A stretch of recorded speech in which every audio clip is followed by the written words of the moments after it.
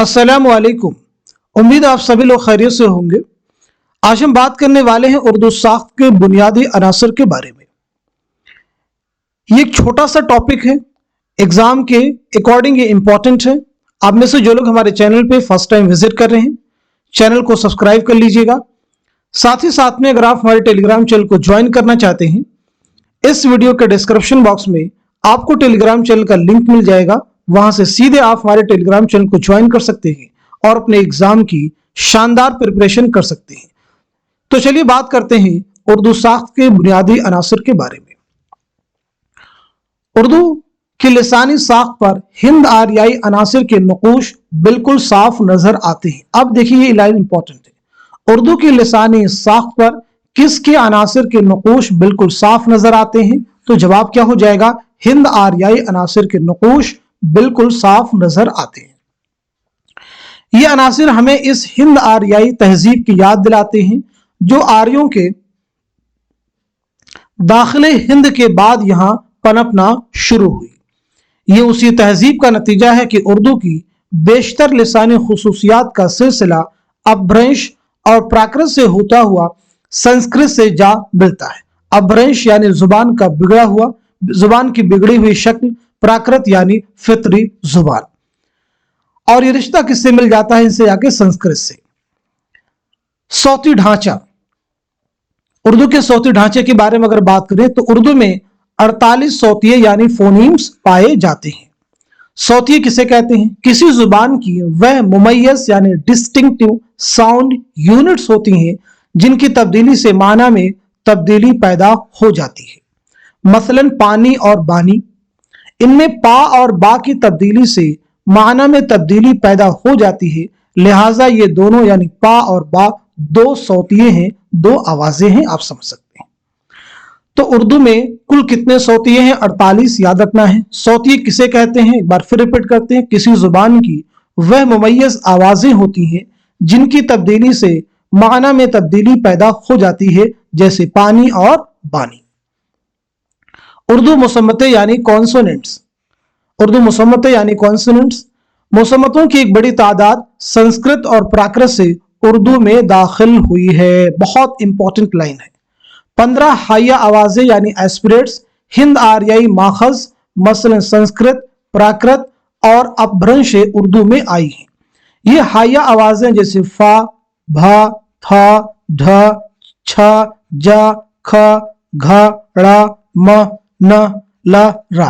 खालिस अरबी व फारसी मुसम्मतें उर्दू में 6 हैं यानी काफ, फ, ज, ख और गैन। तो यहां पे बात हो गई उर्दू में मुसम्मतों की एक बड़ी तादाद कहां से आई है? एक बड़ी तादाद संस्कृत और प्राकृत से उर्दू में दाखिल हुई। 15 हाइया आवाजें कहां से? संस्कृत, प्राकृत और अपभ्रंश से। और खालिस अरबी और फारसी मुसम्मतें कुल कितने हैं? 6। कौन कौन से यहाँ पे मेंशन किए गए हैं? चलिए आगे बढ़ते हैं। उर्दू मुसव्वतें यानी वॉवेल्स कितने हैं? 10 है। इन 10 मुसव्वतों में 2 दोहरे मुसव्वते यानी डिप्थोंग्स जिन्हें कहते हैं।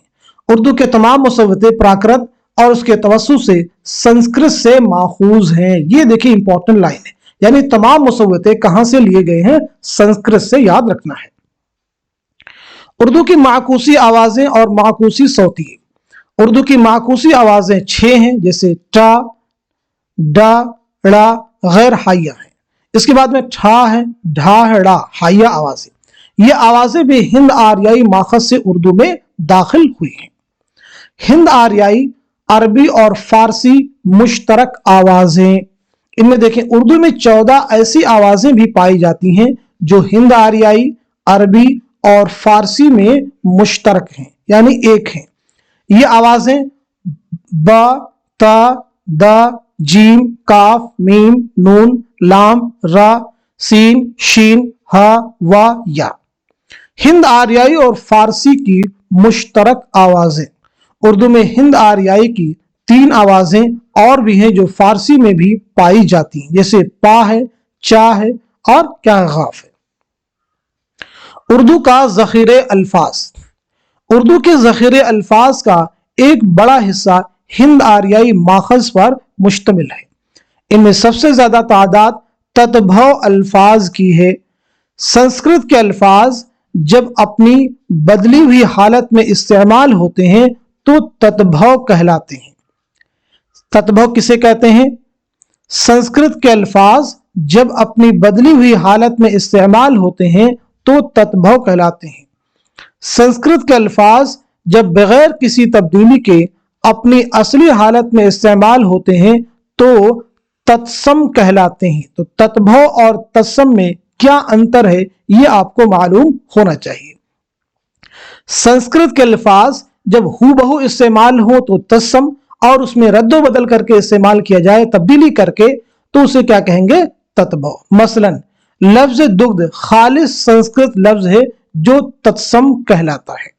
चलिए आगे बढ़ते हैं।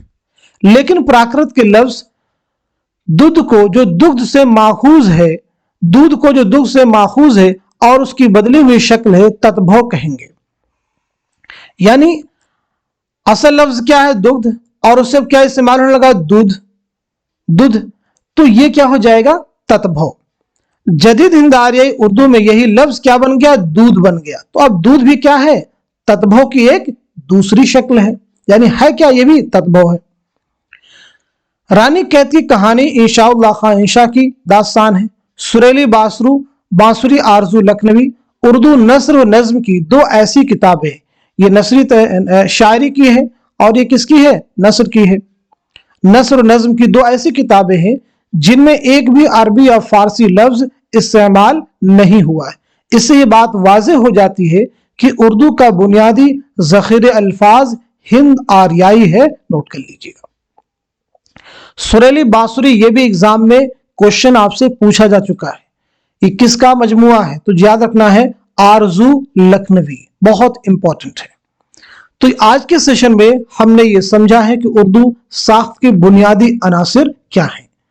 इनमें हमने ये समझा कि उर्दू के सौती ढांचे क्या क्या हैं, फोनीम्स किसे कहते हैं, यानी सौतिया क्या है, उर्दू मुसम्मतें क्या हैं, मुसव्वतें क्या हैं। इसी के साथ साथ में उर्दू के ज़ख़ीरे अल्फाज में तत्भव किसे कहते हैं, तत्सम किसे कहते हैं। इन सभी चीजों को आज के सेशन में हम सभी ने मिलकर कवर करने की कोशिश की। ये एक छोटी सी क्लास थी, लेकिन आई थिंक ये इंपॉर्टेंट क्लास है एग्जाम के पॉइंट ऑफ व्यू से। आप में से जो लोग हमारे चैनल पे फर्स्ट टाइम आए हैं, चैनल को जरूर सब्सक्राइब कीजिएगा और इस क्लास को, इस सेशन को खूब शेयर कीजिए ताकि दूसरे लोग भी सेशन से मुस्तफीद हो सकें, क्योंकि बहुत बड़ी तादाद है जिन्हें हमारे चैनल के बारे में मालूमात हासिल नहीं। तो आप सभी जरिया हैं दूसरे लोगों तक इस चैनल की रीच बढ़ाने का। तो इस चैनल की रीच को बढ़ाइए ताकि दूसरे लोग इससे फायदा उठा सकें। इस सेशन को यहीं तक रखते हैं, मिलते हैं अगली क्लास में। तब तक के लिए खुदा हाफिज, अपना ख्याल रखिएगा।